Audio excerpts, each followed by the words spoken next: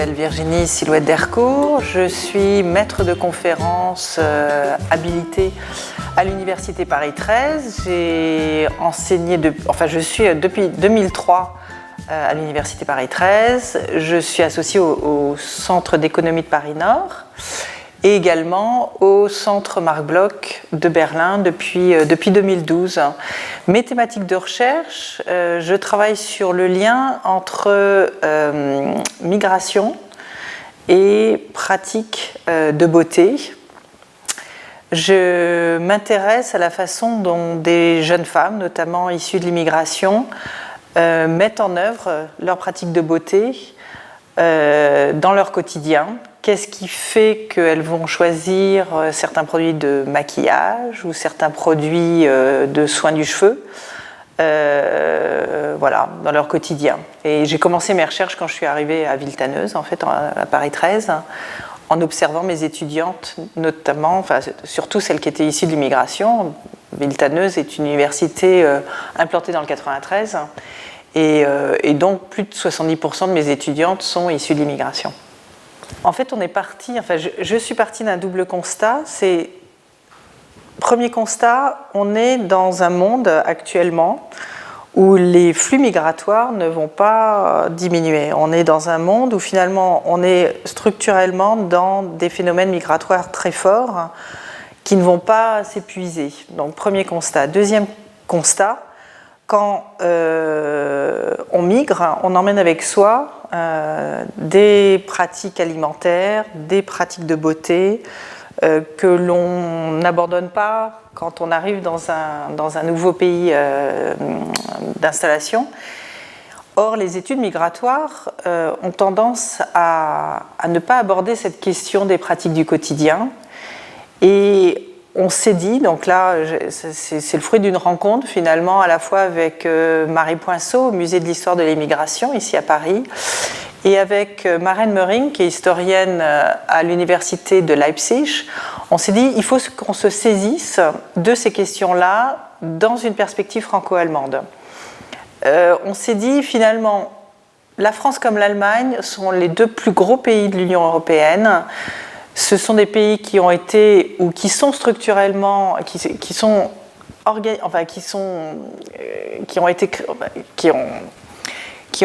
ont été structurés par les migrations, et il serait intéressant d'échanger sur ces thématiques-là, sachant qu'on est quand même dans deux histoires très différentes sur la thématique des migrations, la France étant classiquement considérée comme un ancien pays d'immigration, alors que l'Allemagne a été longtemps un pays d'émigration. Sauf dans la période récente, finalement, où l'Allemagne, à travers plusieurs grands moments, après 1945, après la reconfiguration des territoires, donc avec tous ces réfugiés ethniques allemands qui sont revenus, c'est à 10 à 12 millions de personnes quand même, qui sont revenus dans les frontières de la Nouvelle-Allemagne, puis quand le pays a été divisé en deux, entre l'Allemagne de l'Ouest et l'Allemagne de l'Est, avec l'Allemagne de l'Ouest qui a accueilli tous les gastarbeiters, l'Allemagne de l'Est qui a beaucoup moins accueilli, mais qui a quand même accueilli des personnes venues des pays frères. Et puis après la chute du mur, les rapatriés tardifs qui sont arrivés assez massivement. Et puis la dernière vague migratoire avec l'accueil des réfugiés à partir d'août 2015 avec Angela Merkel qui dit on va y arriver. Et donc cet énorme flux de réfugiés qui a été extrêmement pris en main, organisé pour que l'intégration se fasse le plus rapidement possible. Donc on s'est dit, on est dans deux grands pays européens, deux grandes histoires migratoires mais très différentes, avec des champs aussi structurés différemment. Nous, traditionnellement, on voit les questions de nationalité d'après les questions de droit du sol, les Allemands plutôt du droit du sang, avec cette notion ethnique de la nationalité allemande. Même si les choses ont évolué de part et d'autre, on s'est dit c'est vraiment intéressant de comparer sur ces questions-là, la France comme l'Allemagne, qui sont de toute façon des pays où les migrations sont devenues des éléments structurants des deux sociétés. Donc voilà, on est parti de ça. On s'est dit, on va tester l'idée, en fait. on va tester l'idée de mettre en dialogue ces deux historiographies, ces deux traditions de recherche, et on va voir ce qui se passe.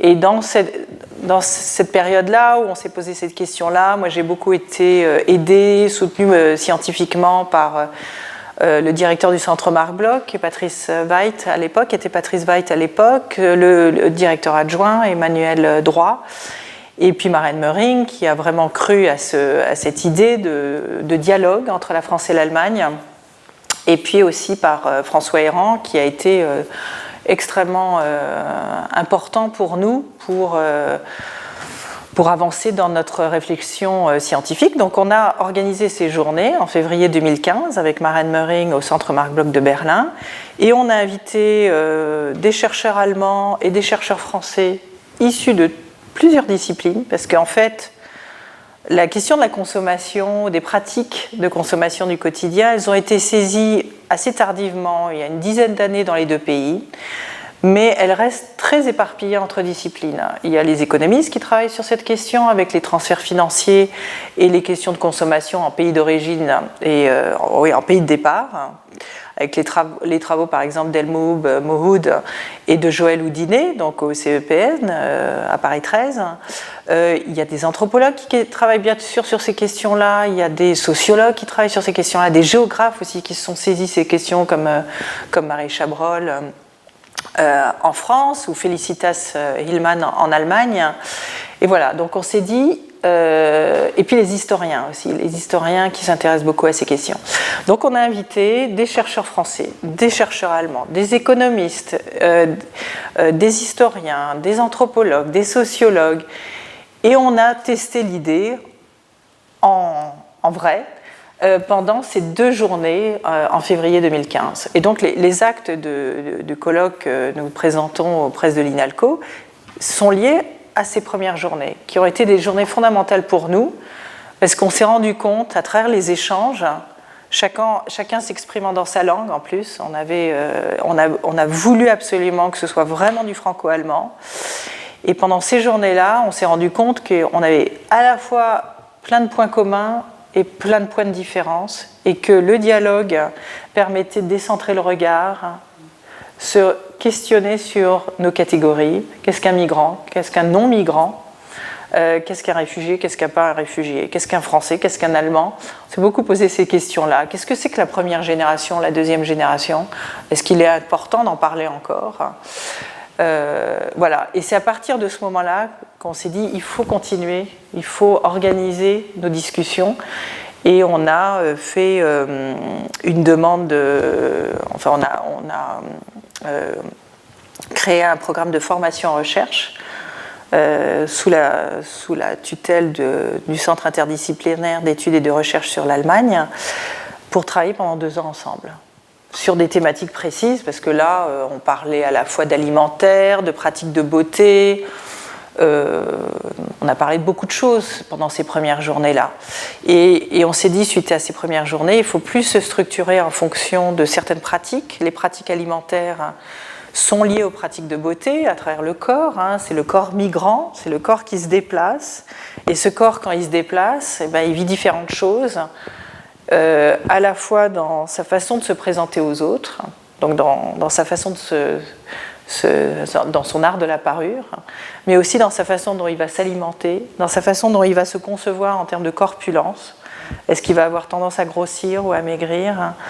On a aussi travaillé pendant les 2 années qui ont suivi, on espère continuer à publier ces actes de colloque qui étaient extrêmement riches et extrêmement intéressants.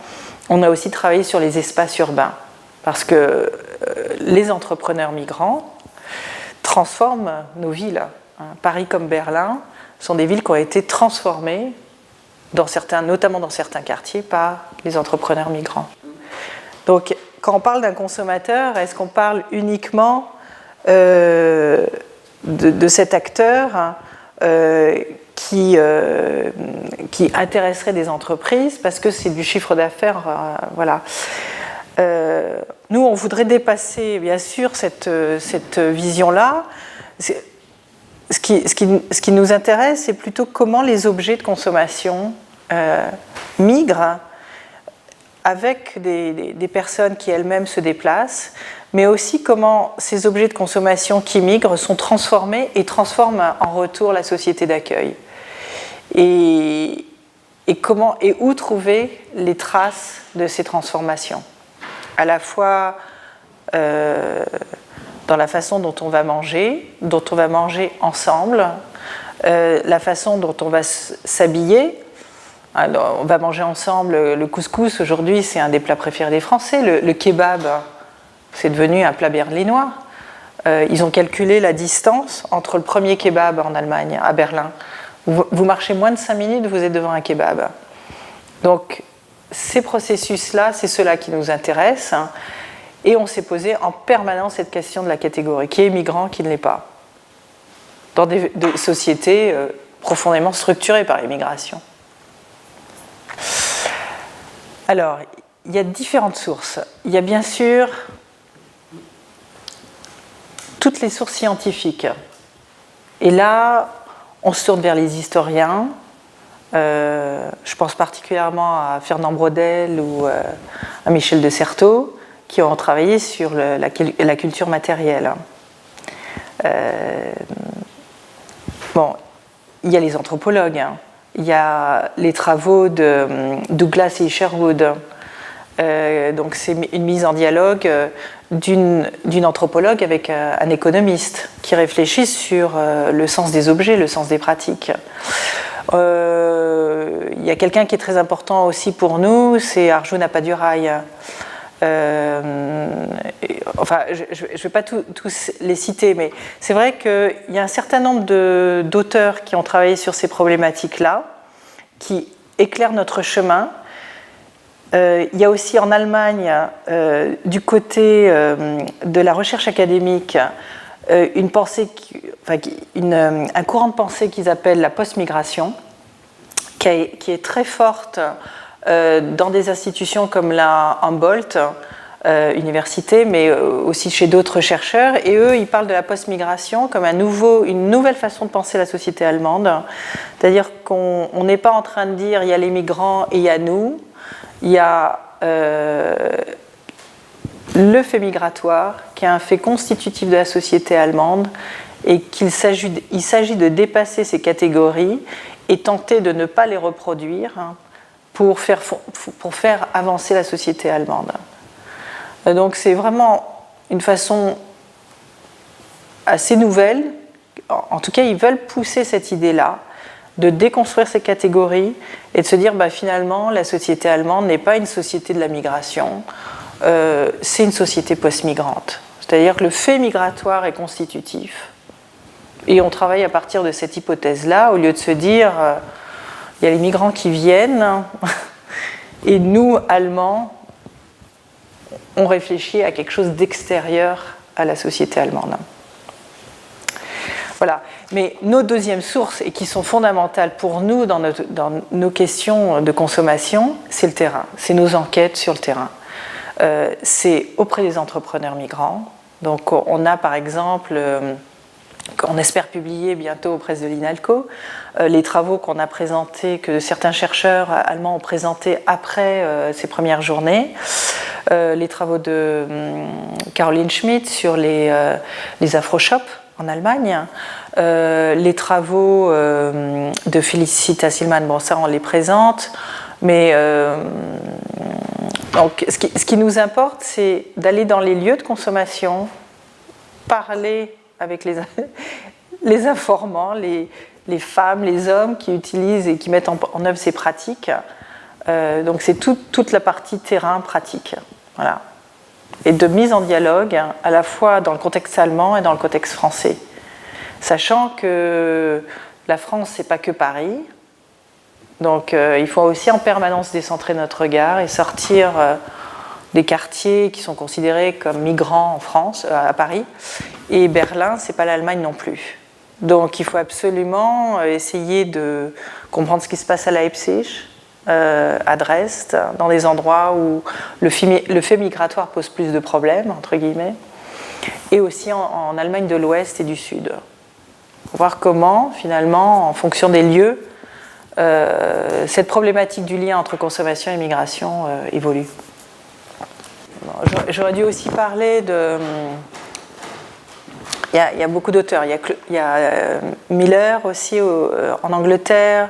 Il y a Emma Tarlow qui travaille sur le cheveu en Angleterre ou qui travaille sur la mode islamique. En fait,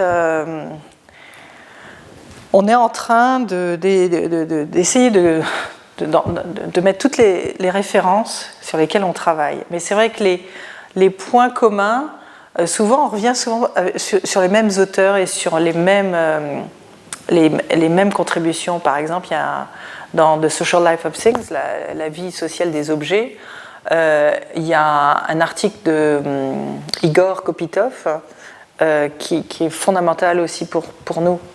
On est en fait, et ça a été vraiment la surprise, c'est que pendant ces deux journées en février 2015, à la fois on était sur des problématiques assez nationalement centrées, et en même temps on se rejoignait à la fois sur un fond de réflexion, sur un fond intellectuel commun.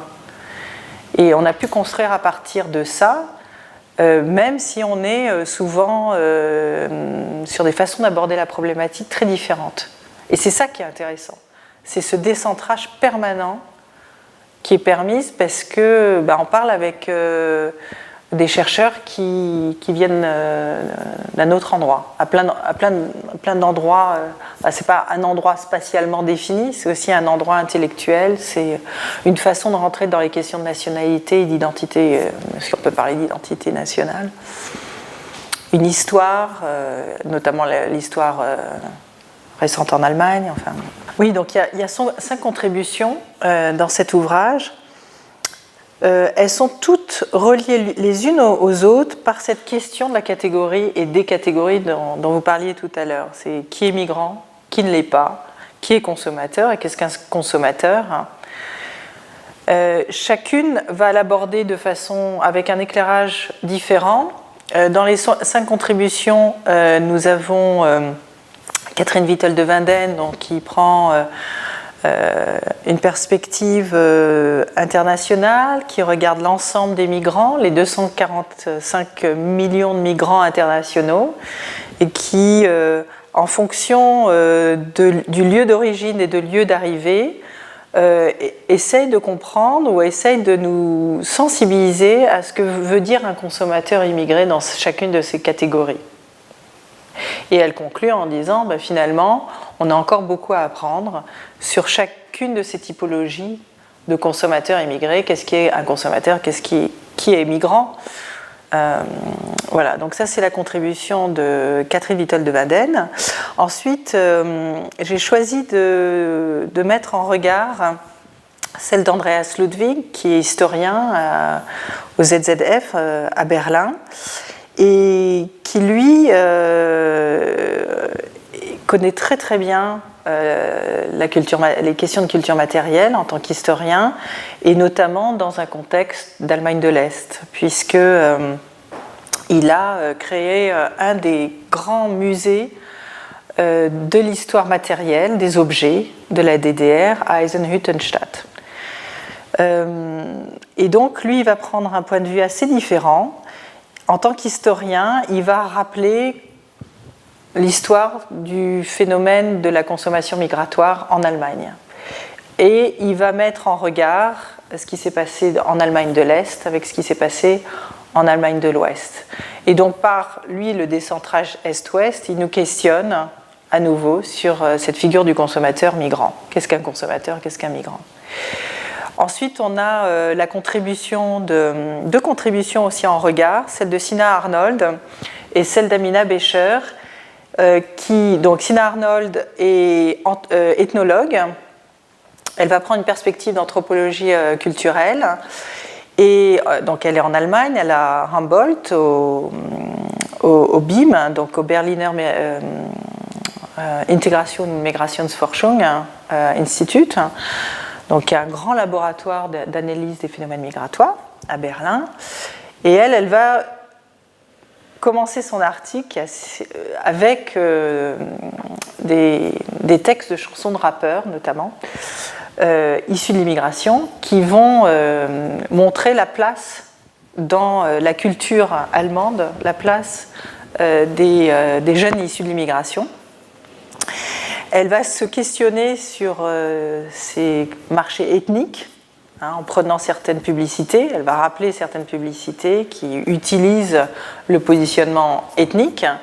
Et donc, elle va s'interroger sur cette figure du migrant consommateur et comment ce migrant consommateur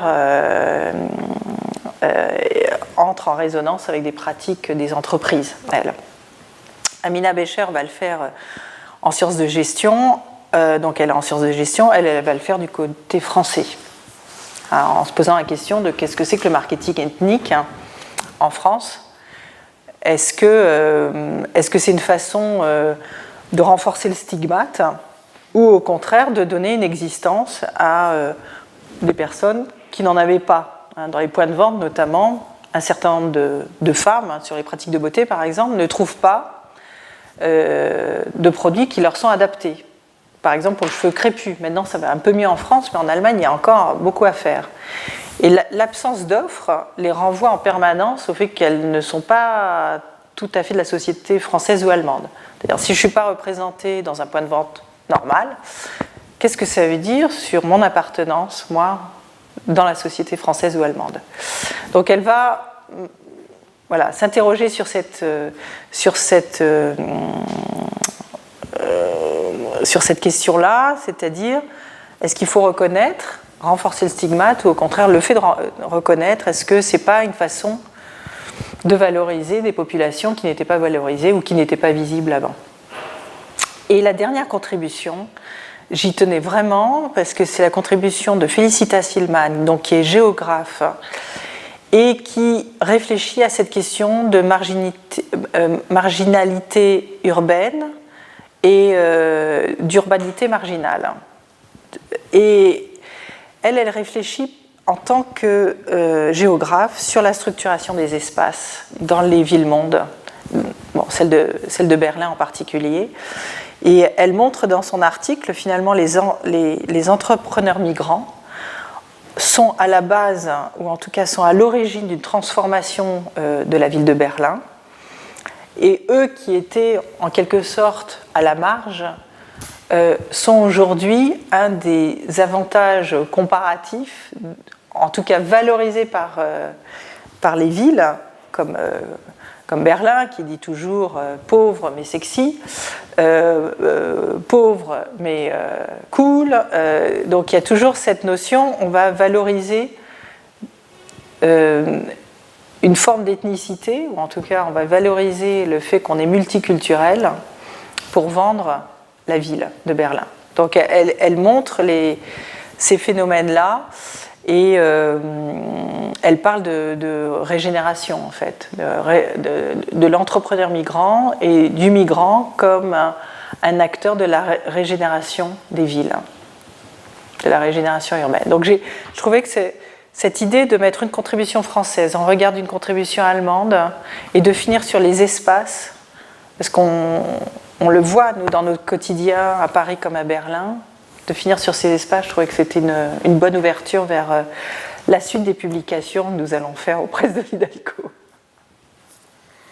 Ce qui nous frappe, nous travaillons sur cette question des pratiques de consommation.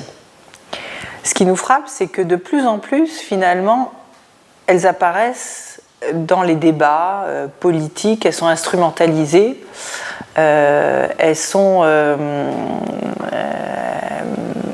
apparaissent de plus en plus souvent, que ce soit le halal, que ce soit la question du voile. Donc on voit bien qu'il y a à la fois des questionnements qui émergent de la société et qu'en face, il n'y a pas forcément une réponse de la part de la communauté scientifique parce que comme nous travaillons sur cette question-là, mais de façon dispersée, on a du mal à émerger et à prendre la parole dans le débat public. je pense que ces questions-là, les questions de pratique de consommation, c'est des questions qui peuvent toucher tout le monde, en fait, tout un chacun dans notre quotidien. On s'habille, on se nourrit, on circule dans l'espace. Et donc prendre la migration, non pas du point de vue des idées, des concepts, mais dans notre quotidien, quand on circule, quand on croise des personnes. Et par ce biais-là, peut-être éclairer ces questions liées à la migration. C'est-à-dire éclairer le fait qu'on est déjà dans des sociétés extrêmement mélangées. Notamment la France, ça fait plusieurs siècles qu'on accueille de façon régulière un certain nombre de populations qui circulent dans l'espace public.